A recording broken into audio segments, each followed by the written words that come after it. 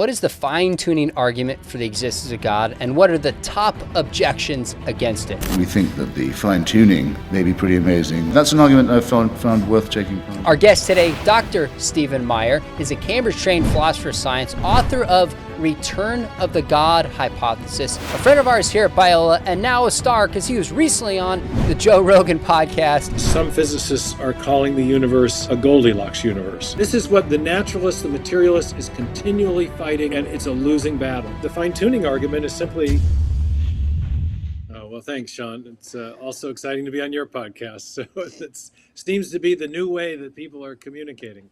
Don't do any talk radio interviews anymore. It's all podcasts. So it is podcast, and this gives us a chance to... I totally agree, and this gives us a chance to really dive in, which I'm excited to do because I had you on recently. We talked about the top objections to the cosmological argument.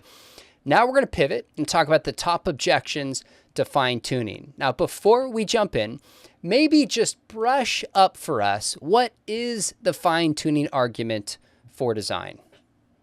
Well, maybe it's best to step back even one step further and just talk about what physicists mean by fine-tuning and how it was discovered. One of the first physicists to discover what are called the fine-tuning parameters was Sir Fred Hoyle, the great British Australian astrophysicist. And he was thinking about the production of carbon and wondering wanting to account for the prevalence of carbon in our universe. Turns out that carbon has unique properties that are necessary for life. It makes long chain-like molecules that are the basis of all organic chemistry. And those molecules can store information, for example, in some forms, DNA, for example. So accounting for carbon was what was on his mind. And it turned out to be a very difficult question. And he ended up determining or discovering a process by which carbon could be constructed in the bellies of stars. And it resulted in him making a very specific prediction about a resonance level, as it was called, a frequency where beryllium, which had an atomic weight of 8, and helium with an atomic weight of 4 could come together to form carbon-12, atomic weight 12, but at a resonance level that is higher than normal energy associated with the molecule, or with the carbon atom, and it was a very precise value that would have to exist. And a resonance is if you ting a wine glass, it will make it will sing at a certain frequency, and it turns out if you sing that, if that frequency of sound is sung back to the wine glass, it will receive that with greater facility than other frequencies. It is sort of tuned to that frequency. And so a similar thing was going on with the carbon atom. And to make it, it had to have this additional singing frequency to make it in the only way that Hoyle could think it could be made chemically. Turns out they did an experiment at Caltech, and lo and behold, carbon had exactly that that singing frequency, that resonance. And so this was an amazing prediction of an attribute of the carbon atom based on purely astrophysical arguments about what would have been necessary to make it. Got it. But it turned out that was in a sense a kind of a fine tuning. It couldn't be otherwise, or you wouldn't make carbon. It had to be right bang on. I think it was 7.85 electron volts or something. There's a specific number. Yeah. Okay? It's in the book, right? But that turned out to be the tip of the iceberg of a whole cascade of other things that would have had to be just right in the universe to make carbon. The gravitational force couldn't be too strong or too weak within a very narrow tolerance. Got it. The electromagnetic force, the same. The ratio between the two forces had to be very finely tuned. So what do we mean by fine tuning? We mean that we have parameters that fall within very narrow tolerances, outside of which some advantageous outcome would be impossible. And the advantageous outcome in this case is life. And as physicists began to investigate many other aspects of the universe that were important, it turns out that to get life, to get stable galaxies with rocky planets, to get basic chemistry going in the first place, anything beyond anything more complicated than helium, many, many parameters, the mass of the quark, the expansion rate of the universe, and especially the force driving it, called the cosmological constant. The initial configuration of mass and energy at the beginning of the universe. All these different parameters, the strength of the fundamental forces of physics, gravitation, electromagnetism, the strong and weak nuclear force. All these forces, somewhat unexpectedly, have to fall within very, very narrow ranges, and outside of which life and even basic chemistry would be impossible. Such that physicists now refer to the universe as a finely tuned system, or they refer to these parameters as finely tuned parameters. And moreover, some physicists are calling the universe a Goldilocks universe. Not too strong, not too weak, not too fast, not too slow, not too heavy, not too light. Parameter after parameter falls within these sweet spots. And then the question is, what do you make of it? Well, in our ordinary experience, we encounter finely tuned systems. We have finely tuned French recipes. We have finely internal combustion engines. Okay. We have fine tuning of the relationship between software and hardware in a computer domain. When we see an ensemble of parameters that work together, improbably so, to achieve a discernible outcome or advantageous outcome or function, we describe that as fine-tuning.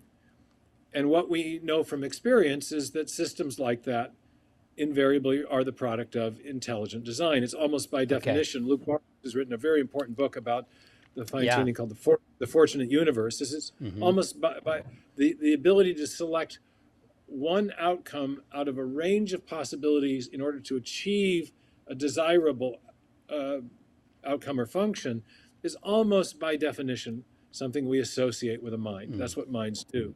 So you have a dyed-in-the-wool scientific atheist like Sir Fred Hoyle, who makes these discoveries and then changes his scientific philosophy or worldview, and is later quoted as saying a common sense interpretation of the evidence suggests that a super intellect has monkeyed with chemistry. Why is it common sense?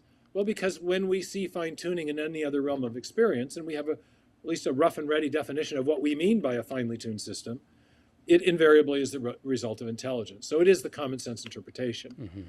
Now, in the book, I unpack the logic of that design inference a little bit more, using some of the theoretical framework of William Dembski's work on the design inference. And we can talk about that if you like. But for now, the fine-tuning argument is simply the idea that in our experience, what we call fine-tuning, again, an improbable ensemble of separate parameters that jointly function to achieve a discernible or significant outcome.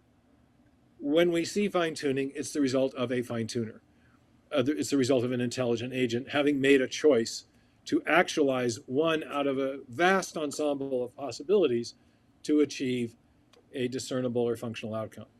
And so that's the argument then is that since that fine-tuning exists from the very beginning of the universe, the best explanation for the origin of that fine-tuning is a transcendent mind, and therefore a transcendent mind who has the attributes that we typically associate with God. You know, this is evidence for theistic design, not even, for example, a space alien designer within the cosmos couldn't account for the origin of the fine-tuning from the very beginning of the universe, because the space alien designer would have had to have evolved long after the beginning.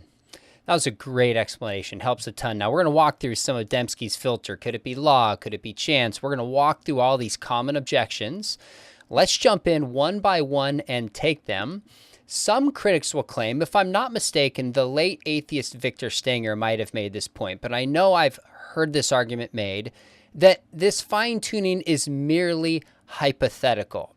It's not actual, it's hypothetical. So this is challenging within itself that these parameters actually exist. Are you out on a limb as kind of a Christian scientist saying it's fine-tuning?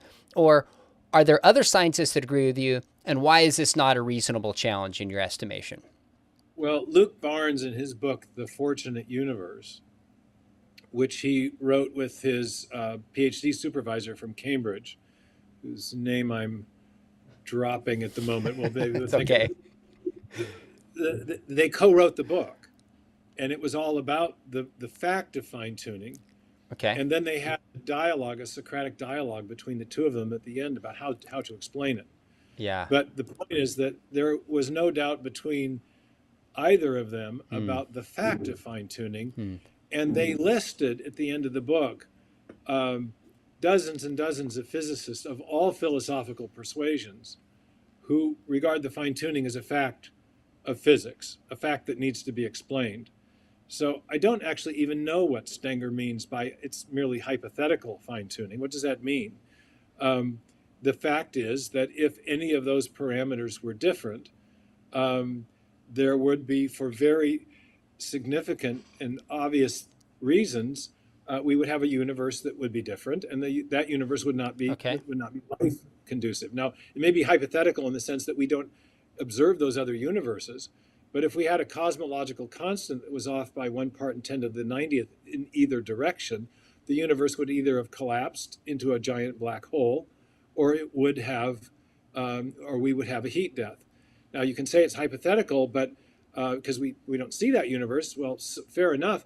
But that's basically saying that our understanding of what that physical force is doing is of no account, that we really don't understand what the cosmological constant is doing.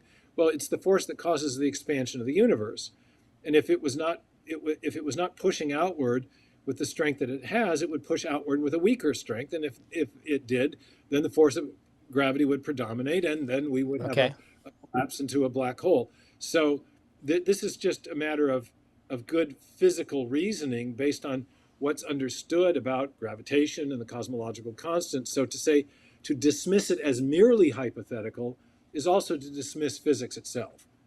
Okay, so let me put this into context. Some people would say to dismiss evolution would be to dismiss biology itself. Now, there's this list, Descent from Darwin. Last I checked, it's been a while, at least 1,000 PhD scientists who are skeptical of the neo-Darwinian synthesis. Still a minority, but a significant minority. Is there even more confidence in fine-tuning as you compare it to, say, biological evolution? How would you compare the two of those? Or is it a fact that really all over the stripe that virtually everybody accepts in the world of physics as far as you know? I've had an exchange with Lawrence Krauss about fine-tuning in the journal Inference. And Krauss offered alternative explanations for the fine-tuning. He didn't deny that it exists. Stephen Hawking has talked about the fine-tuning. A very prominent physicist. So this is not really, fine-tuning is not a theory. It's a fact of physics as discerned by studies of of how our universe is put together and what the likely consequences of the change of any of these parameters would be, given what we understand about the function of the strong or weak nuclear force or the force of gravity. It's based on our understanding of what these basic forces do or parameters do. So I just don't think great. It's not a contentious or, what can be controversial is how you explain it. And I think that's what we want to talk about philosophers make this distinction between explanandum and the explanans. The explanandum is not, the thing to be explained is not controversial. The competing explanations, perhaps. Excellent. So we know it's fine-tuned, But why it's that way and what this tells the universe is the question we'll get to. Getting back to Dembski's design filter, what he does, for those who maybe are not familiar with this, is he looks at certain what you might call natural explanations before he comes to design. And one of the things he talks about is chance. So how do you rule out chance, given there's so... I'll just leave it there instead of painting the picture. How do we know we don't just happen to live in the universe where these parameters happen to be in a narrow range in which we can exist? Well, there's two different chance hypotheses. One is a chance hypothesis that does not make use of any probabilistic processes or resources beyond our universe. Okay, and then another invokes what are called other universes in a hypothesis known as the multiverse. And we'll come to that, by the way. We'll come to the multiverse. Let's do the multiverse maybe later or next, whichever you prefer. Perfect. But just the chance hypothesis is, well, okay, yes, it's super improbable, but hey, there's a chance. Remember the old sketch with Jim Carrey and he approaches an attractive Dumb and lady. Dumber. Yeah, he'd like to ask her on a date. And he says, "What are the chances that a guy like me and a girl like you could get together?" And she says, "Well, not good." And he says, "What do you mean not good? I mean 1 in a million, or 1 in 100, whatever." He says, she says, no, like 1 million or 1 in a billion. And That's so right. then he starts jumping up and down. And he says, "Oh, you mean there's a chance?" And what, of course, she's telling him is, "You have no chance, buddy. Go away. You're bugging me." Exactly. And so, we have, with the fine tuning, many of these parameters are independent of one another. Some may be reducible to others, but there is an ensemble, a set of these parameters that are independent of each other. In some cases, the fine tuning associated with even individual parameters puts this beyond the realm of chance in our universe. You have the fine tuning of the initial conditions of the universe, what's called initial entropy fine tuning, has been calculated by Sir Roger Penrose, the great Oxford physicist, at one chance in 10 raised to the 10th power, raised to the 123rd power. It's what's called a hyper-exponential number. We have something like 10 to the 80th elementary particles in the universe. Wow. Oh, here's one we can get our minds around. The fine-tuning of the cosmological constant is 1 part in 10 to the 90th is an accepted value. So that the odds of getting that right are roughly the same as the odds of a blind person floating in space trying to identify one marked elementary particle in our universe, but not just in our universe, but having to look possibly in 10 billion universes our size as well, that there's one particle hidden in that vast expanse of possibilities. It's a chance, there's a possibility, but it's overwhelmingly more likely that such a random search will fail than it is that such a random search will succeed. And therefore, the chance hypothesis is also more likely to be false than true. If you think that's how it happened, and it's more likely that such a random process of searching will fail than succeed, then it's also more likely that the chance hypothesis is going to turn out to be false than true. And in science, we prefer explanations that are more likely to be true than false. And so we have good grounds for rejecting that hypothesis. Here's another little illustration that Luke Barnes uses, which gives a kind of Bayesian take on this. He says, imagine that you are approaching, that there's been a bank heist. And someone breaks into the vault, the room where the vault is, and there's a 12-digit keypad, and the person types in the numbers right away, and the door opens, takes the gold, off he runs with as much gold as he can carry, or whatever it was, currency. Now he says, now imagine that you're looking at the video, and there's two possible explanations. It was either an inside job, or it was a pure random fiddling, random guessing hypothesis.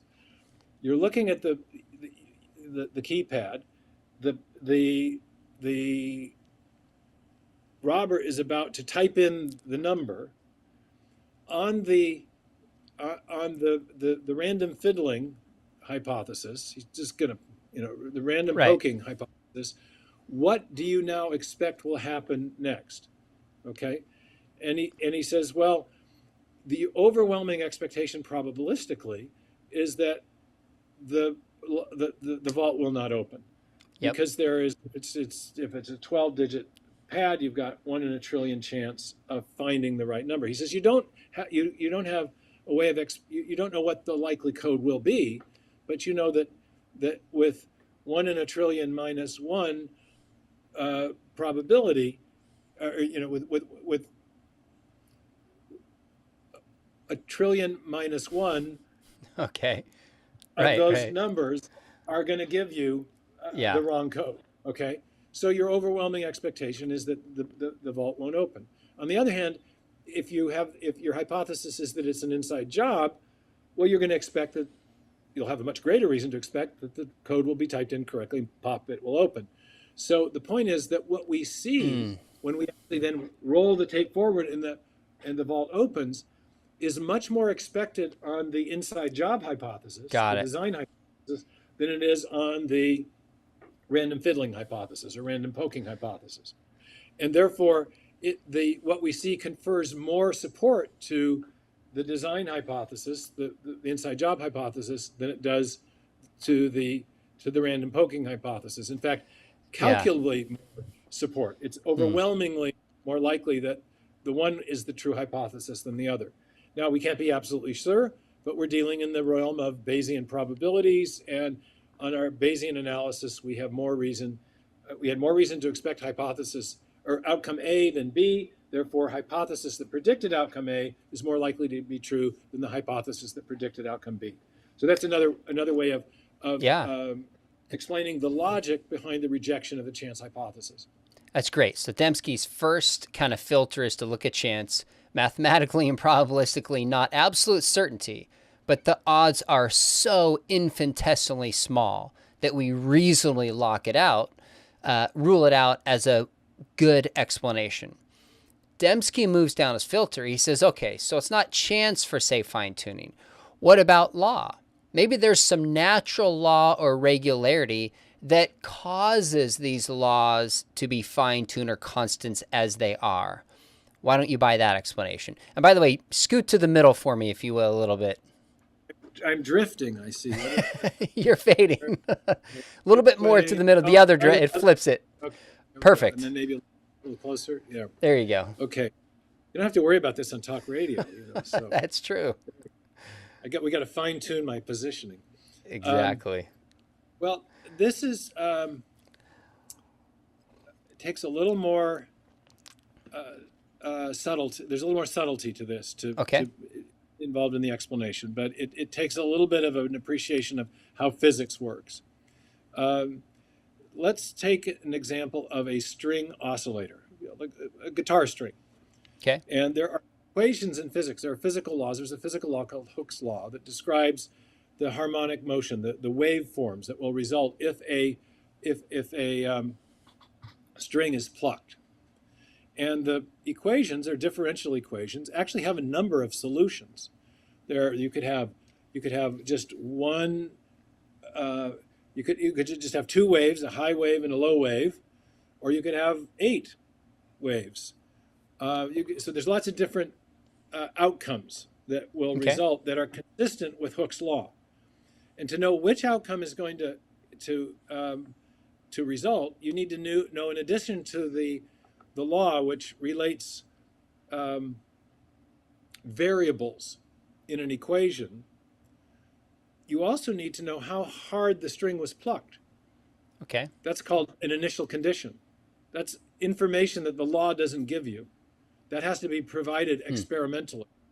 You also have to know, in this case, what are called the boundary constraints or boundary conditions. You know, in this case, that would be how wide apart are the pegs that hold the string.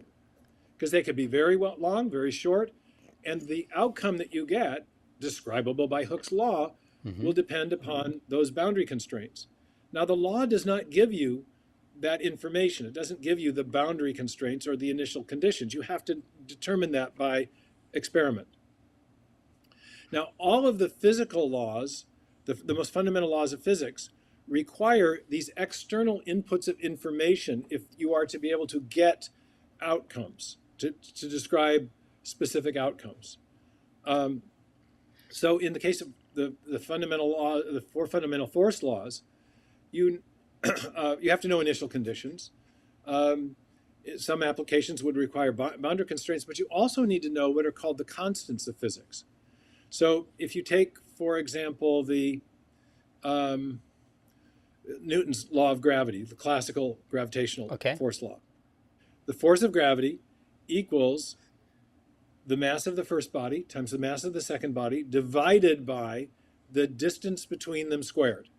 M1, M2 over R squared, okay? Or D squared, depending on which variable you want to use. But that won't give you a specific value for gravitation.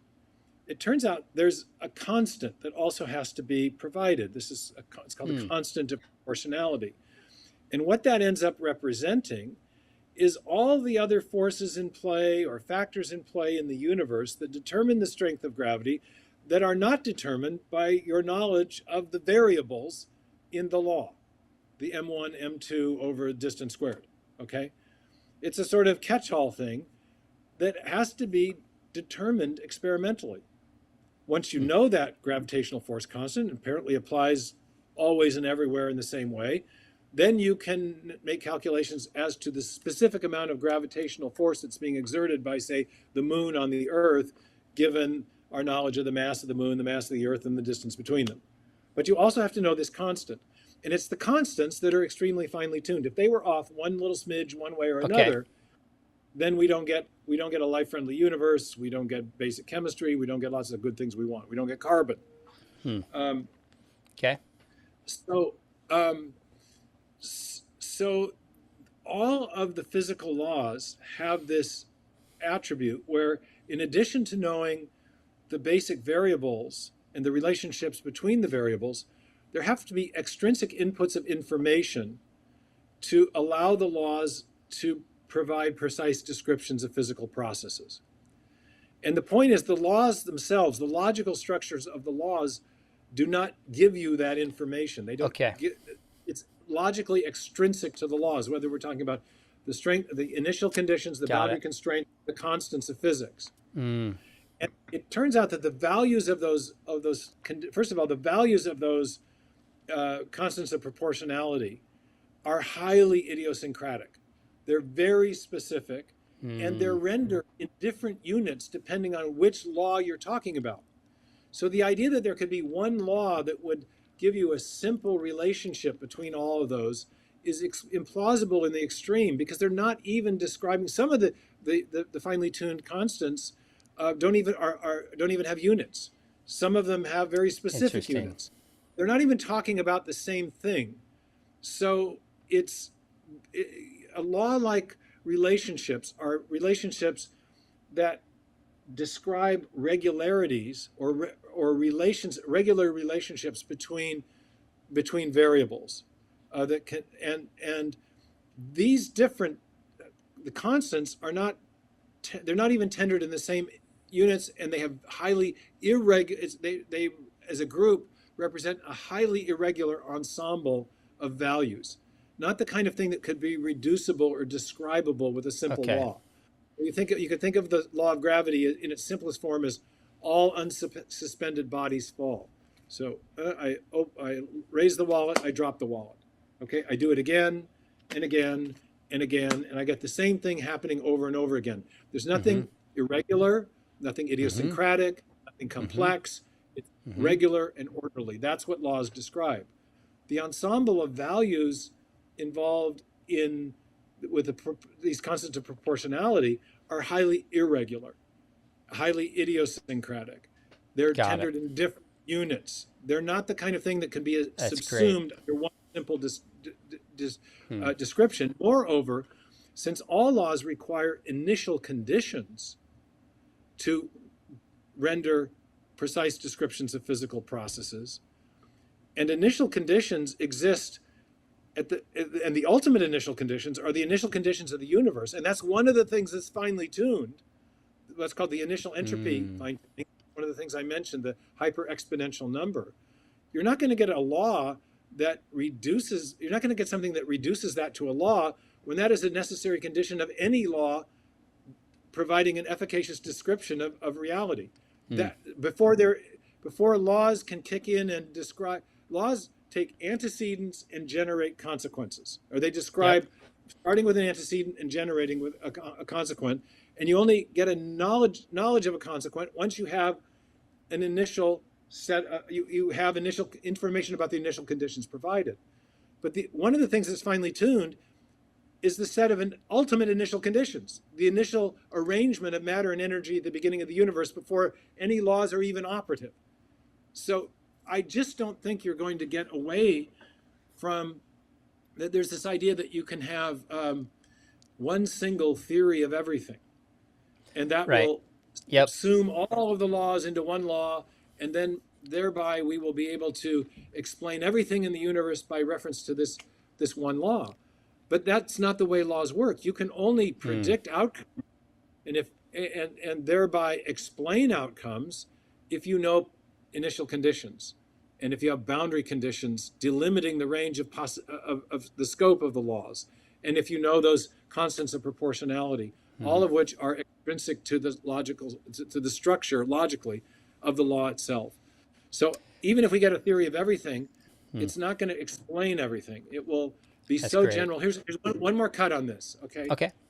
It was subtle, but I had the temerity to take Stephen Hawking on in my PhD dissertation in the introduction about this, because there's a confusion among physicists often about the distinction between laws and causes. Causes provide explanations of particular events. Okay. Laws describe general regularities, things that always happen.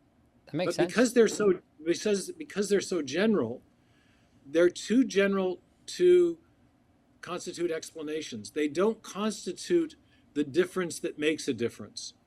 Here's an illustration. Imagine that we have an apple, and it falls to the earth. Okay. That the gravitational force that in some way describes that motion applies equally well to a rocket ship that is flying to the moon. So the law is very general. It applies everywhere and always throughout the universe, throughout space and time. But it's so general, it doesn't explain the difference that makes a difference in those two motions, one going up, one going down. The difference that makes the difference is the way in which matter has been configured, the way the boundaries on the systems have been delimited, in the one case to make a rocket ship, in the other case to allow wind to knock an apple off of a tree. It's the material conditions that explains why one thing was able to fly and why the other had to fall. The difference that made a difference is not the law, but the configuration of matter. And the knowledge of that, the information about that, has to be fed into the structure of the natural law to give us a predictive, to enable us to predict an outcome.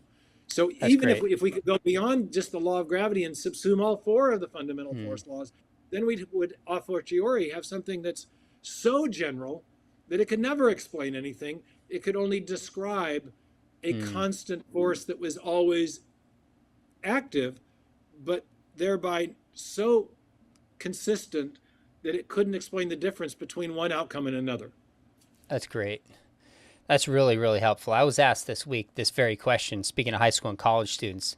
I said, if there's some law that requires the universe to result like it does, seems like this bumps intelligent design and information up a level. I still want to know why we have that law that results so suspiciously in such a fine-tuned universe.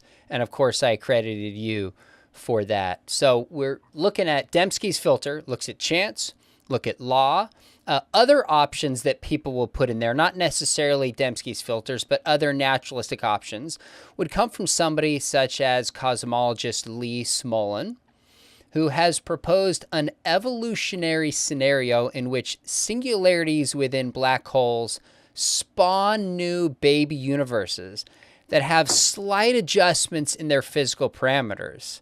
So eventually we get a universe that is fine-tuned for life. Your take on this model? Well, it's subject to the same problem that the multiverse hypothesis is subject to. Okay. You're talking about a universe generating mechanism, and his hypothesis requires such a thing to get. It's a quasi-Darwinian type of cosmology, right? You get universes, new universes being birthed, It and is. then selection among the options, and the ones that are most friendly to life survive, but I'm not sure what's driving that selection process in any case. I mean, it's problematic at many levels. Okay. At the deepest level, any universe generating mechanism will generate new universes. Turns out itself must be finely tuned. And this is the problem with the multiverse, which is the more current version of the chance hypothesis. Well, we don't have enough opportunities within this universe to render the fine-tuning parameters probable. But if we posit a gabillion other universes out there someplace, we can then hope that maybe our universe was the lucky universe that got just the right combination. Now, I may as well go. Let me do the multiverse. Okay, yeah, let's do it. First, then we'll come back to Smolin, because it's actually a variation on that theme. Okay. So, and this is the go-to thing right now, is the multiverse. It is. I'm off center again. Oh, you look great. You're fine. No, you're right. You're good. You're good.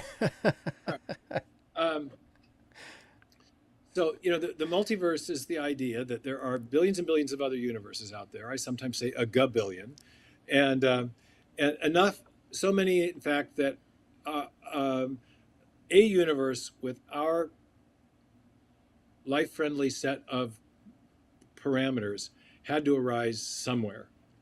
And we just happen to be the lucky one.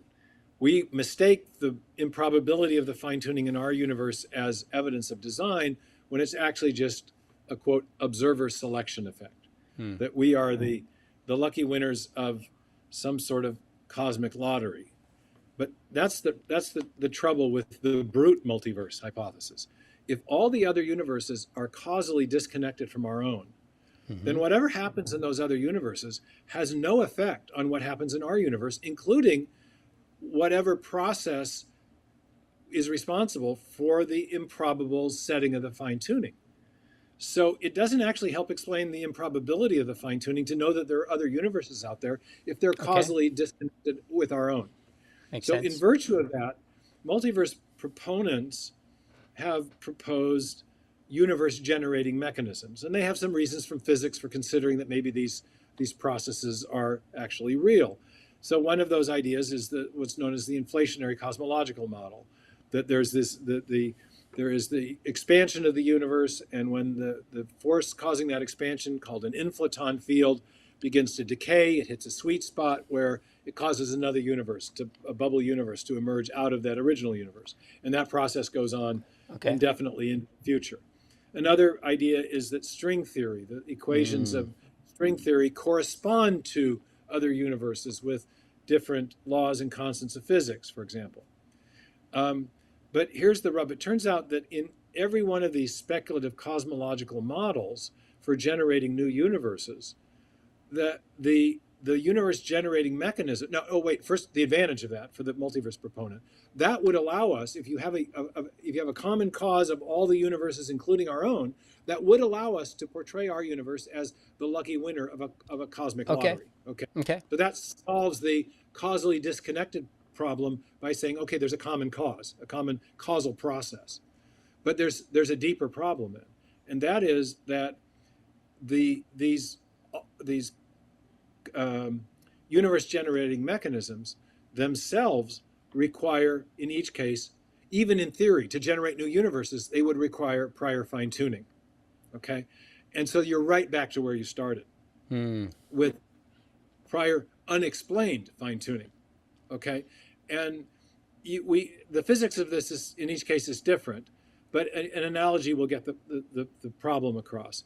If I say I've got the proverbial monkey at a typewriter, and I want the monkey to type Hamlet, if the monkey has an infinite amount of time to Right. do that, it will eventually not only type Hamlet, but all the other works in the English language. Mm-hmm.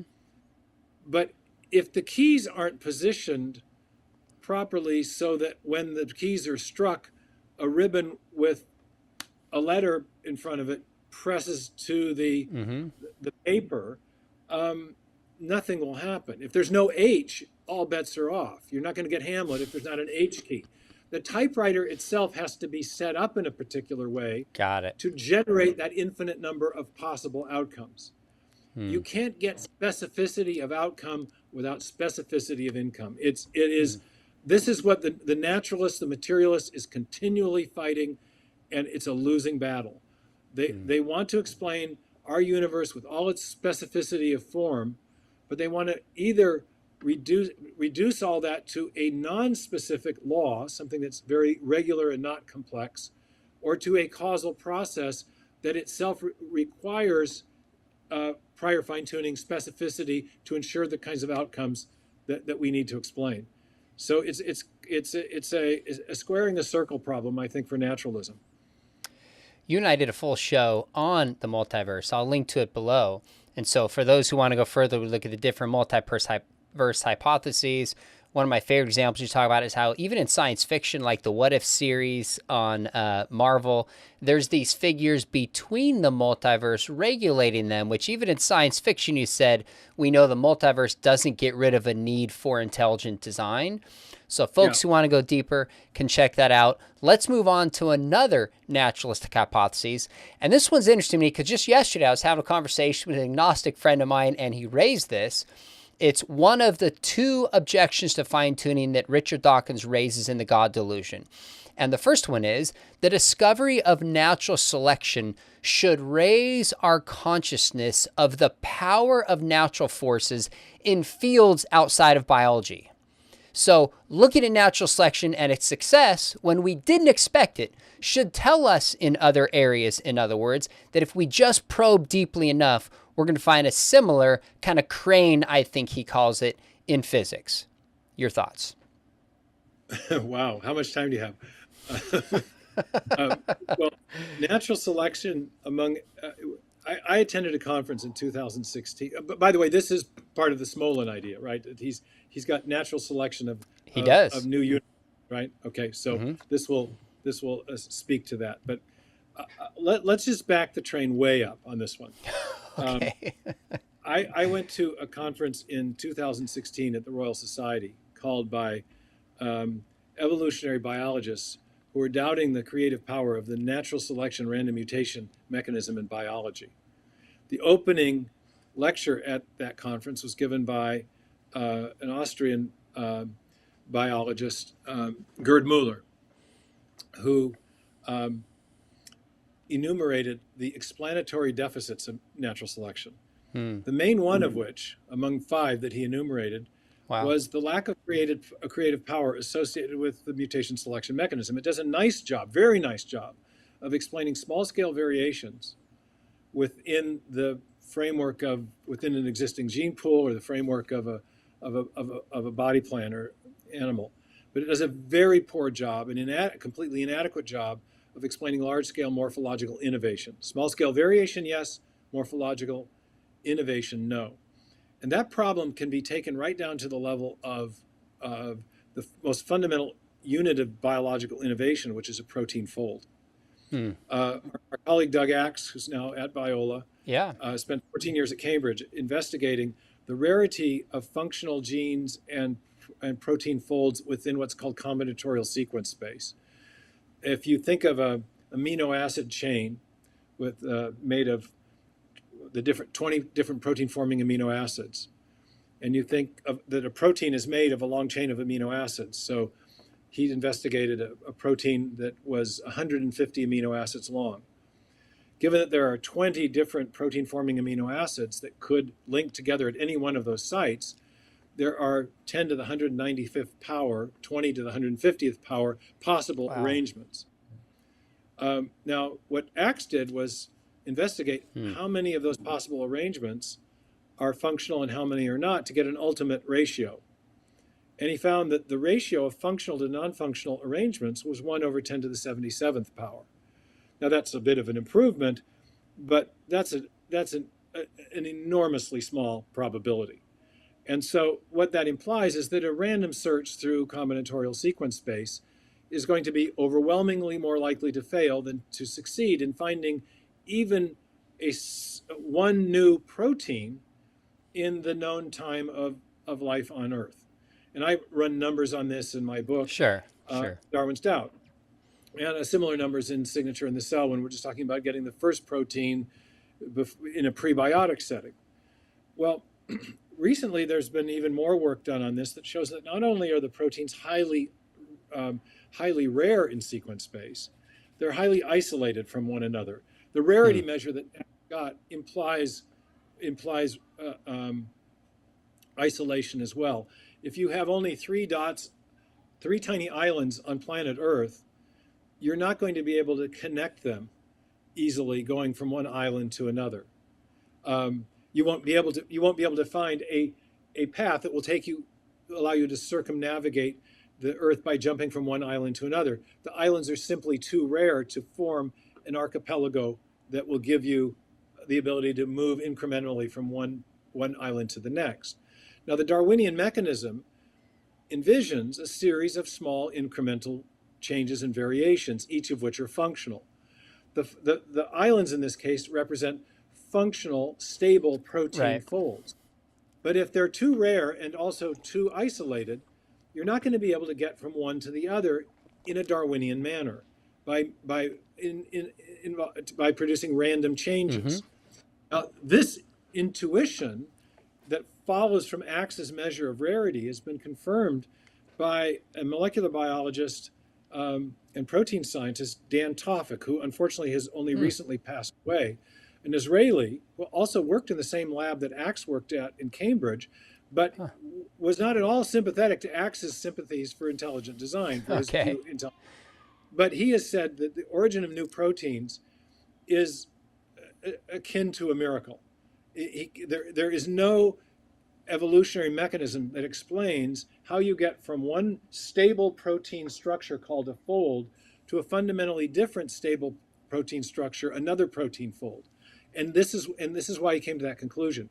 He performed mutagenesis experiments similar to the kind that Axe performed, and found that if you started with a protein, you started mutating the DNA for building a protein that had a stable fold, that between 3 and 15 mutations were sufficient in every case of the different globular proteins he examined to cause the protein to lose its thermodynamic stability and therefore unravel.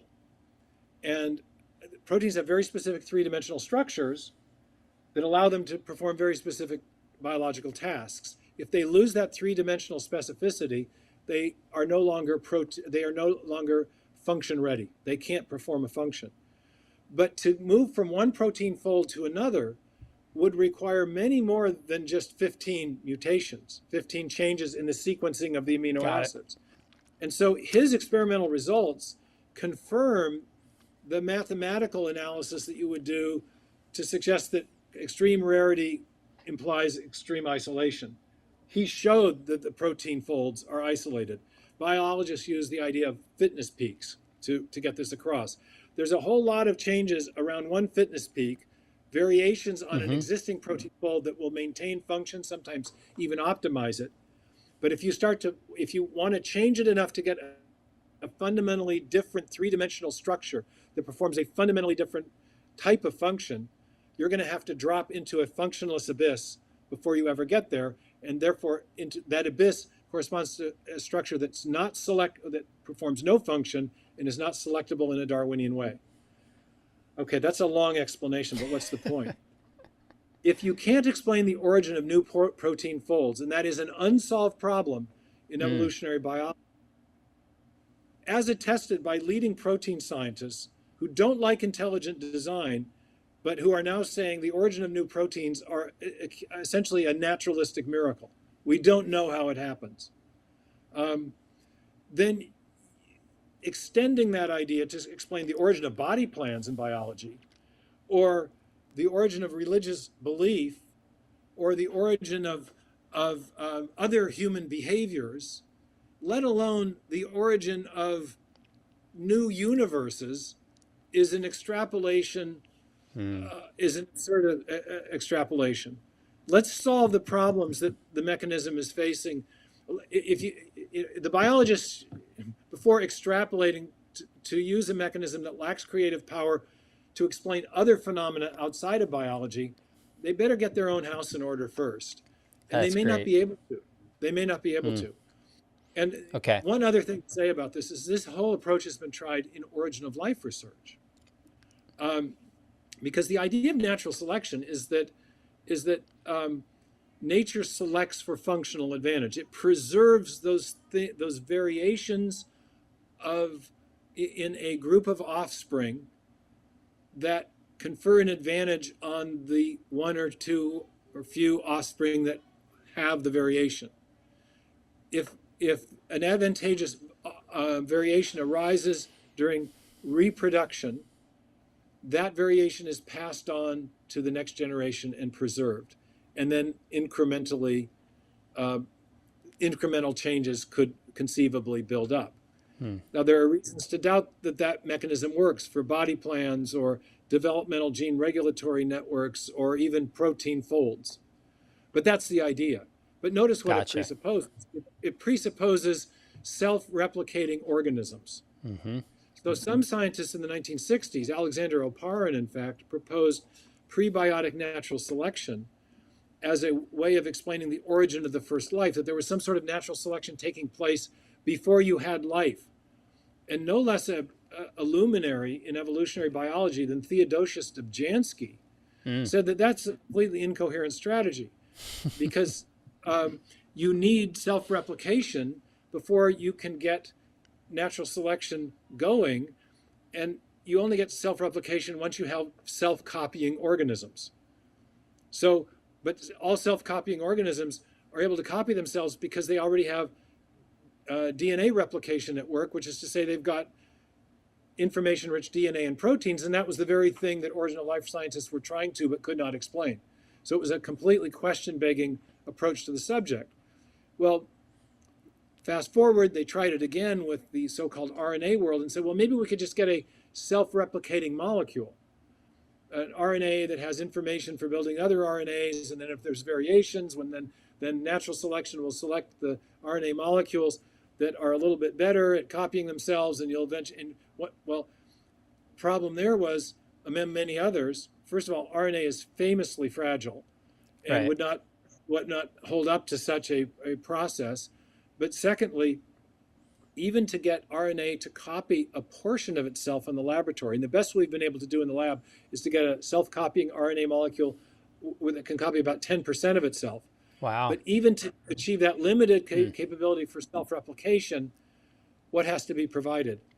Very specific arrangement of the nucleotide bases along the RNA chain, which is to say, an intelligent agent has to first provide information to produce that self-copying capability. What are these experiments? These experiments are simulation experiments where the present is thought to be the key to the past. Well, if in the present you always need information to produce self-copying, and if the information always has to come from a mind, what are you simulating? You go. You're simulating the need for intelligence to generate information, even to get your a weakly analogous process to natural selection going. This is really helpful. So the argument. These whole strategies of extrapolation of this mechanism, and the basis, it's being used to explain, the propensity towards violence, human behaviors. I mean, get in your own lane, guys. Solve your own problems there if you can. But please do not project this as the catch-all explanation for everything, even cosmology. Dawkins has a second objection, which is actually more philosophical, that I know you've thought about.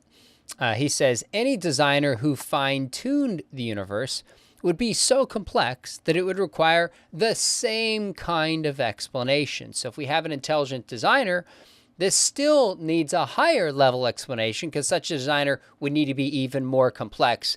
And supposedly this would go on and on and on and ultimately solve nothing. Your Yeah, the thoughts? who designed the designer objection. Um, well, there's first of all, the sauce for the goose. Two can play that game. You can say the ultimate explanation is a self-replicating molecule, but you can't. But the self-replicating molecule, as we've just described, requires a prior explanation that actually is it can't be provided within the framework of the Darwinian process. So Okay. every system requires a primitive. It requires something. Every philosophical system requires positing a primitive, the thing from which everything else came. Okay, and the two great systems that have been in competition in Western philosophy since the ancient Greeks are materialism and theism, or some variants of each. You have dialectical materialism, you have deism, and you have pantheism as well. I deal with all these different worldviews in Return to the God hypothesis and evaluate their explanatory power. But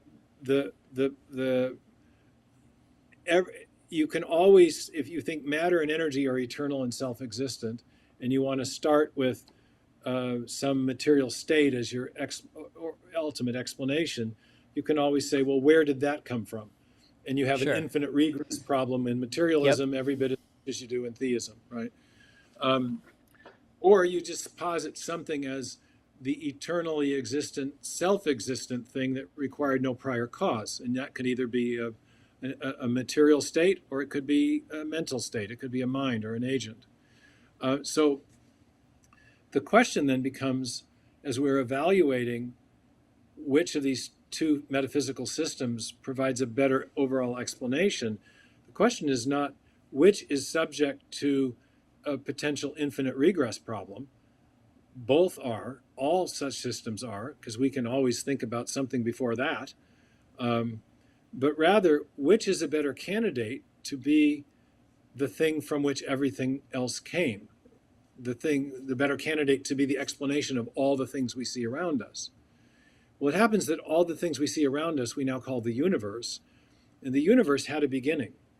So matter and energy are, I think, very poor candidates to be the eternal self-existent thing from which everything else came, because they began to exist. And what begins to exist, I think, requires a cause. I think that's a basic principle of rationality. And so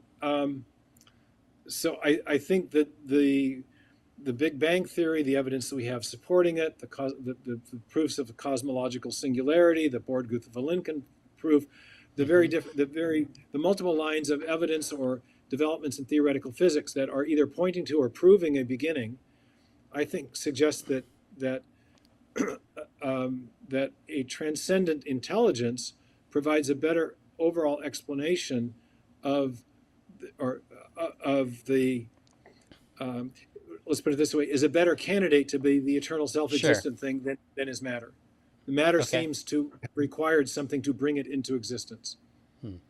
That's great. There's also the question of if a mind is capable of bringing fine-tuning things. Minds are necessarily not complex in the same way that a computer or a watch, there's certain assumptions that Dawkins has worked into this as well. Well, he has this weird way of applying Occam's razor to say, well, that's right.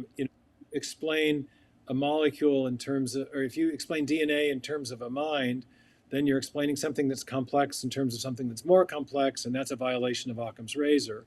Occam's razor, and you can think of a mind as a simple thing, or you can think of it as a complex thing, depending on the way you cash that out. But in either case, it's a misapplication of Occam's razor. That's right. Occam's principle is that you should not multiply theoretical entities needlessly. And what the theistic design hypothesis does is precisely respect Occam's razor. It posits a single theoretical entity, whereas the multiverse, for example, which is the go-to explanation now for the fine-tuning, posits not only a gabillion other universes, a quasi-infinite number of other universes, it also posits at least two separate universe generating mechanisms, each of which entails the need to affirm the existence of multiple other theoretical entities. Let me unpack that a little bit. It's actually a very striking point philosophically. It turns out that the inflationary cosmology, because you're just spinning out new bubble universes within the universe you started with, does generate new initial conditions, but it doesn't change the laws and constants of physics. So it doesn't actually generate by itself enough of the right kind of universes to render our universe with two types of fine-tuning plausible. We have fine-tuning of initial conditions and fine-tuning of laws and constants of physics. So the inflationary cosmology would, in the best of cases, only account for the improbable fine-tuning of initial conditions, but not the laws and constants of physics. Okay. Conversely, string theory, which is also invoked as a universe-generating mechanism,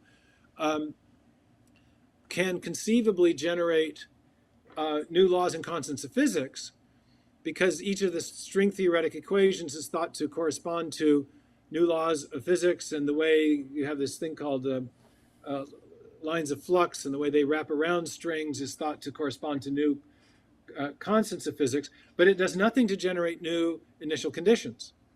So in virtue of that, you now have the string inflationary multiverse. The string theorists or multiverse proponents have actually conjoined these two models. So when you begin then to count the number of purely theoretical postulates, purely hypothetical entities that the multiverse proponents have to affirm, you end up with, I counted about 10 in my book. You have to believe that strings are the fundamental basis of reality, vibrating strings of energy. You have to believe in extra dimensions of space. You have to believe in an inflaton field. You have to believe in the lines of flux that wrap around the strings. You have to believe that finely tuned inflaton shut-off energies will, in fact, generate new universes. There's a whole suite of theoretical postulates that you have to posit in order to explain the phenomena that the one single postulation of a transcendent mind explains simply, beautifully, and consistently with our experience. We know that minds generate finely tuned systems. Got it. We have no equivalent experience of any of these hypothetical entities generating finely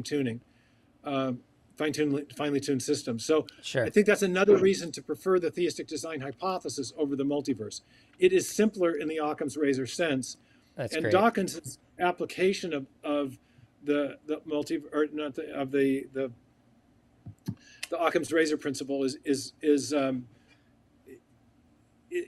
not apt. It's not what's meant by simplicity.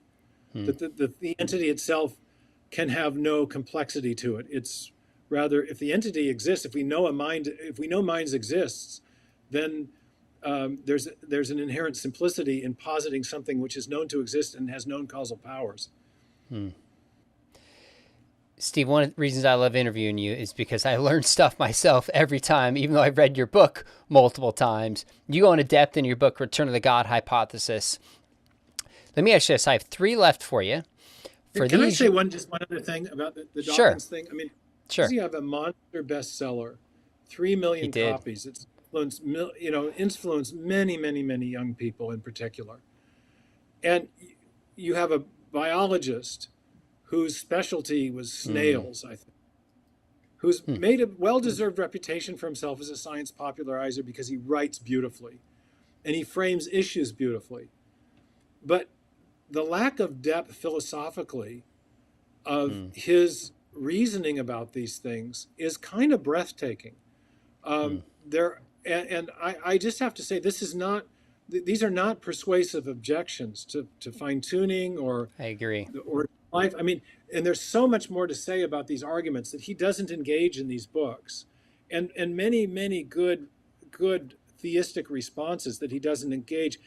At the end of the day, ultimately the books represent a kind of a straw man, because he does not take pains to engage his most sophisticated or rigorous interlocutors. He's not taking the strongest version of the theistic argument across any of these classes of evidence. And I think people need to be aware of that. I've complimented Dawkins because I do love the way he I frames appreciate issues. that. But I do, on this point, when you get into what he's written in these monster best-selling popular books, they don't go very deep, and they specifically do not address the best arguments on the other side. And I've taken pains to do that in my work. And I think it's incumbent upon the naturalist material to do the same thing. And I don't think they do it. Now let me push back with 3, and I'm going to ask you to give me kind of your soundbite responses, because I also want to respect your time here. Okay. So you could go into obviously depth on these, but maybe say, here's just one reason why I'm not convinced by this. So let's take a very serious thinker like Roger Penrose, who said there could be other solutions for design for which we are not yet aware and cannot verify. You're in a court of law. You have a lot of evidence presented. Was it a natural cause, or was there malfeasance? You find the bloody knife. You uncover the motive. You identify the opportunity. You have eyewitness testimony. Now you're asked to render a verdict.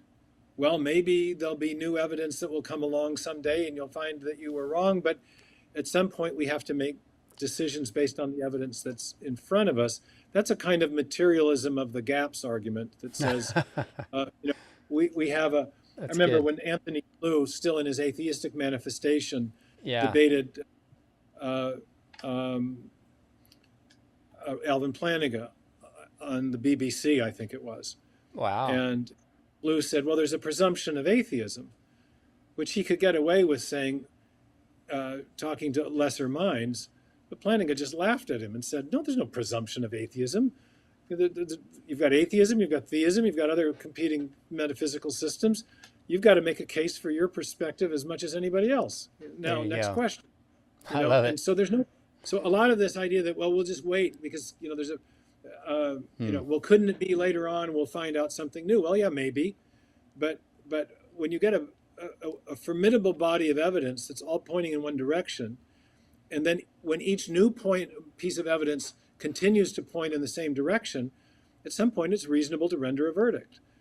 It can be, you can say from a philosophical standpoint, we're not absolutely certain because we're never absolutely certain. It's provisional in the sense that science is always provisional, but the best explanation we have is that the best we can tell, the universe had a beginning. The best we can tell is it was finely tuned. The best we can tell, there's digital code in cells.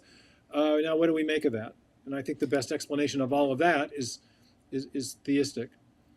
I do agree at some point the evidence does demand a verdict. So I'm with you on that one, my friend. 2 more. It's an great important response. phrase in the McCallum family.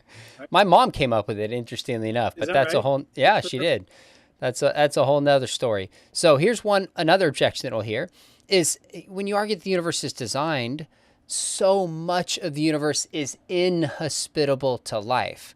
So it seems like it's not designed if only a small, narrow amount can actually support life. You can turn that one either way. You can think, as Carl Sagan says, just mites on a plum in the remote corner of a insignificant solar system in the remote corner of an insignificant galaxies in a vast universe of 2 trillion other galaxies. Or you can appeal to divine extravagance and to say we're the special place, that we're the privileged planet. I think that's largely an aesthetic judgment. I don't think you can settle the argument about what we see as evidence of design on our planet, with our species, with the life on our planet, and why God chose. If you accept the design hypothesis, you can ask the further question: why God chose to make so much else that where there may not be life. I just think it's a wonderful, beautiful, fascinating universe, and that such extravagance was expended in the process of making us to enjoy it says something about the infinite resources available to the Creator. But that's a theological that's right. or reflection, but so is the claim that God wouldn't have done it this way, and therefore it's false. I think we have to deal with the more primary evidence of design or no design. The universe does not, in Dawkins's framework, he says the universe has exactly the properties we should expect if at bottom there's no purpose, no design. Wait a minute, no, there's ample evidence of design.